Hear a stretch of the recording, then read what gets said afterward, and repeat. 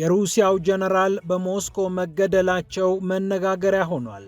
በመኪናቸው ላይ የተጠመደው ቦምብ እና የዩክሬን እጅም ተገጣጥመው ቀርበዋል።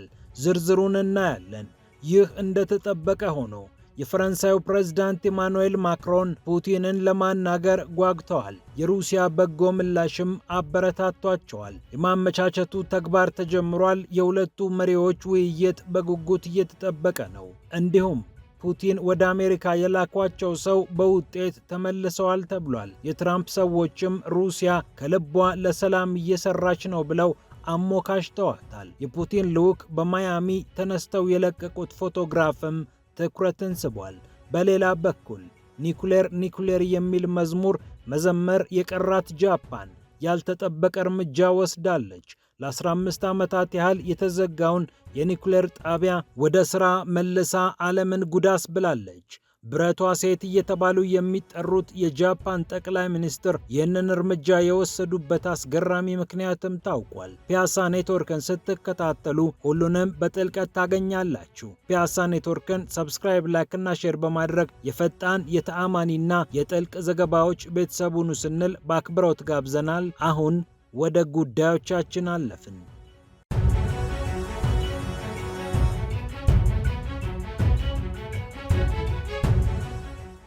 የሩሲያው ጀነራል በሞስኮ መገደላቸው መነጋገሪያ ሆኗል።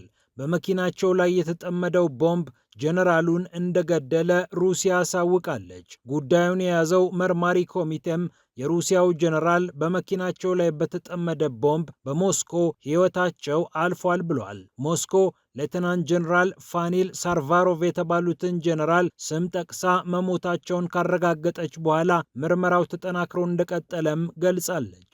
ሰኞ ጠዋት መሞታቸው የተነገረው እኒህ ጀነራል ከሩሲያ ዋና መዲና ሞስኮ በስተ ደቡብ አቅጣጫ የሞቱበት ስፍራ መሆኑም ታውቋል። በመኪናው ላይ የደረሰው ፍንዳታ ሌሎች በመኪናው ዙሪያ የነበሩ ተሽከርካሪዎችን እንደጎዳና የጀነራሉን ሾፌርም እንዲሁ በከፍተኛ መጠን ጉዳት እንዳደረሰበትም ታውቋል። የሩሲያ መርማሪዎች አንደኛውን እጃቸውን ወደ ዩክሬን የጠቆሙ ሲሆን የዩክሬን የብሔራዊ ደህንነት አገልግሎት ከዚህ ቀደምም ተመሳሳይ ተግባር በሌሎች ሰዎች ላይ ፈጽሞ ስለነበር ጥርጣሬያችን ከዩክሬን በቀላሉ አይለይም ብለዋል የሞስኮ መርማሪዎች። ከዚህ ቀደምም በተመሳሳይ በተጠመደ ቦምብ ሌተናንት ጀነራል ኢጎር ኪሪሎቭ የተባሉ የሩሲያ ጀነራል ሞተው መገኘታቸው ይታወሳል። የሩሲያን የኒውክሌር የኬሚካል እና የባዮሎጂካል መሳሪያዎችን ሲመሩ ሲያስተባብሩ የነበሩት እኒህ ጀነራል ልክ በታህሳስ ወር ላይ ነበር የዛሬ ዓመት ሕይወታቸው ያለፈው። ዩክሬን ታህሳስን ጠብቃ ሌላኛውን ጀነራል ገደለች ይሆን የሚሉ ጥያቄዎችም እየተነሱ ይገኛሉ። የጀነራል ኢጎር ኪሪሎቭ ግድያም በተመሳሳይ ከዩክሬን ጋር መገናኘቱ የሚታወቅ ነው። ሌተናንት ጀነራል ፋኒል ሳርቫሮቭ በሩሲያ ጦር ጠቅላይ መምሪያ የስልጠና አዛዥ ሆነው እየሰሩ እንደነበረም ተሰምቷል። የ56 ዓመቱ ጀነራል የሩሲያ ጦር በሶሪያ በዘመተበት ሰዓትም ቁልፍ ሚና ከተጫወቱ ወታደራዊ መኮንኖች ይጠቀሳሉ። በሀገሪቱ በተለይም በደቡብ ሩሲያ አካባቢ በ1990ዎቹና በ2000ዎቹ ላይ እንዲሁ በተመሳሳይ የውጊያ ልምድ ያካበቱ የረጅም ጊዜ ልምድ ያላቸው መኮንን እንደሆኑ የሩሲያ መከላከያ ሚኒስቴርን ጠቅሶ ራሽያ ቱዴይ ዘግቧል።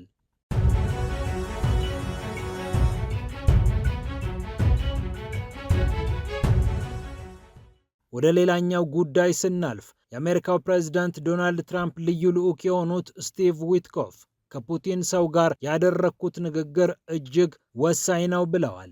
በዩክሬን ምድር ሰላም እንዲመጣ ለማድረግ ሩሲያና ዩክሬን ከውጊያ እንዲታቀቡ ለማድረግ ሩሲያና ዩክሬን ከውጊያ እጃቸውን እንዲሰበስቡ ለማድረግ ፕሬዝዳንቴ ዶናልድ ትራምፕ የሄዱበት ያለውን የሰላም መንገድ የበለጠ ለመጥረግ እንዲመች ከፑቲን ልዩ ልዑክ ከሆኑት ከኪሪል ዲሚትሪቭ ጋር በማያሚ ፍሎሪዳ ስንወያይ ነበር ያሉት ስቲቭ ዊትኮፍ ውይይታችን ውጤታማና ገንቢ ነበር ብለዋል። ሩሲያ ለሰላም ሙሉ ለሙሉ ቁርጠኛ እንደሆነች አረጋግጠናል ሲሉም በኤክስ ገጻቸው ላይ ስቲቭ ዊትኮፍ ጽፈዋል። በማያሚ ፍሎሪዳ የተደረገ ውይይት ከሩሲያ ኪሪል ዲሚትሪቭን ከአሜሪካ ደግሞ ስቲቭ ዊትኮፍን ጨምሮ የትራምፕ ልጅ ባለቤት ጃሬድ ኩሽነር እንዲሁም ሌላኛው የዋይት ሃውስ ባለስልጣን ጆሽ ግሮንባም የተገኙበት እንደነበር ተሰምቷል። ሩሲያ በዩክሬን ምድር ሰላም እንዲመጣ ቁርጠኛ መሆኗን አረጋግጠናል ያሉት ስቲቭ ዊትኮፍ ሞስኮ ሀገሬ ዩናይትድ ስቴትስ እየሄደች ያለችበትን መንገድ እንደምታከብርና ድጋፏንም እንደምትሰጥ ለትራምፕ እንቅስቃሴም እውቅናም አክብሮትም እንዳላት ለማወቅ ችለናል። በመላው ዓለም ያለውን ጸጥታ ለማስተካከል የሩሲያን ቁርጠኝነት ተመልክተናል ብለዋል።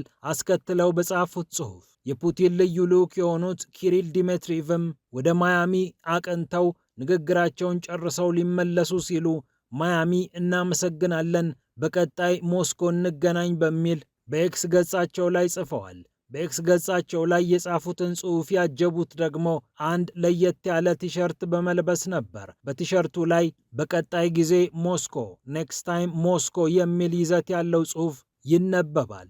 በባህር ዳርቻዋ ከተማ በማያሚ የተነሱትን ፎቶግራፍ እና ጽሑፋቸውን አያይዘው ውጤታማ ንግግር ነበረን ያሉት ኪሪል ዲሜትሪቭ ስለነበራቸው ቆይታ አመስግነዋል። አሜሪካ የሩሲያን ወኪል ብቻ አይደለም በሀገሯ እያስተናገደች የምትገኘው። የዩክሬን ሰዎችም ከአውሮፓና ከአሜሪካ ባለስልጣናት ጋር በዛው በአሜሪካ እየመከሩ ይገኛሉ።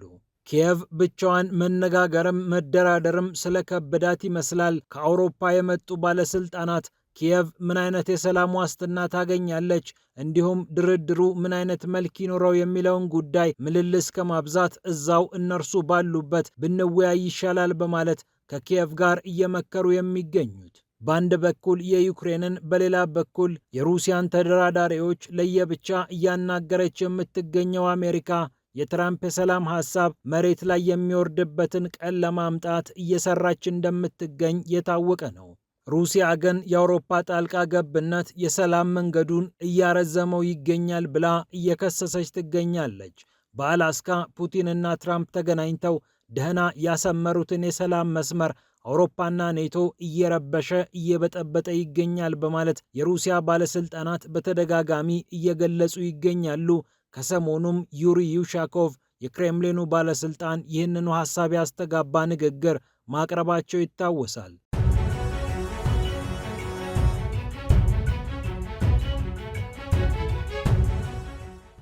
ከዚሁ ከአውሮፓ ከኔቶ ከሩሲያና ከዩክሬን ጉዳይ ሳንወጣ የፈረንሳዩ ፕሬዝዳንት ኢማኑኤል ማክሮን ፑቲንን ለማናገር ጥረት እያደረጉ ይገኛሉ። ፑቲንን ማናገር አለብን ብለው ባሳለፍነው አርብ ከተናገሩ በኋላ ክሬምሊን ማበረታቻውን ሰጣቸው። የክሬምሊን ቃል አቀባይ የሆኑት ዲሚትሪ ፔስኮቭ ፑቲን በየትኛውም ጊዜ ሰዎችን ለማውራት ዝግጁ ናቸው ብለው ነው ማረጋገጫውን የሰጡት። ፑቲን ከማንም ሰው ጋር ሲያወሩ በዝርዝር በትህትናና በወጥነት ማውራት ይችላሉ። እናም አሁን ከማክሮን ጋር ለማውራት ችግር የለባቸውም ብለዋል። እኛ የማንወደው አንዱ ወገን ዝርዝር ሀተታ የሚያቀርብበት ወይም ሌክቸር የሚሰጥበት፣ ሌላው ደግሞ ያለምንም ውጤት የሚሰበሰብበትን ስብሰባ ነው። ጥርት ያለ ዓላማ እስካለው ድረስ ንግግር ወይም ስብሰባ ማድረግ በጣም ተገቢ ነው ሲሉ ዲሚትሪ ፔስኮቭ ይህንኑ ጉዳይ በተመለከተ መናገራቸው ይታወሳል። ከሪያ ኖቮስቲ ጋር በነበራቸው ቆይታ ፑቲን ምንጊዜም ዝግጁ ናቸው ብለው አረጋግጠዋል። ዲሚትሪ ፔስኮቭ የኢማኑኤል ማክሮን ቢሮም ይህንኑ ጉዳይ በተመለከተ ባወጣው መግለጫ ከክሬምሊን የመጣውን ማበረታቻ ሰምተናል፣ ይህንኑ ጉዳይ በተመለከተ እየሰራንበት እንገኛለን፣ በቅርቡም እንዴት አይነት ንግግር እንደሚኖረን ይፋ እናደርጋለን ሲል የፕሬዝዳንት ጽሕፈት ቤቱ ይፋዊ መግለጫ ሰጥቷል። ኢማኑኤል ማክሮን ከፑቲን ጋር ብንነጋገር ይሻላል ያሉት በአውሮፓ የሚገኘው የሩሲያ ገንዘብ ለዩክሬን ይሰጥ ወይስ አይሰጥ የሚለውን ጉዳይ በተመለከተ በተነጋገረበት ሰዓት ከስምምነት ላይ ባለመደረሱ ከራሱ ገንዘብ 90 ቢሊዮን ዩሮ ለመስጠት ሲስማማ የሩሲያን ገንዘብ መስጠት እንዲህ ከባድ ይሆናል ብሎ ያላሰበው የአውሮፓ ህብረት በቀጣይ ላሉት ነገሮች ፑቲንን ከማናገር ውጪ ምርጫ የለንም የሚል እምነት እንዲኖረው ሆኗል። ኢማኑኤል ማክሮንም ለዚህ ይመስላል ፑቲንን ከማናገር ውጪ ምርጫ የለንም ሲሉ የተደመጡት።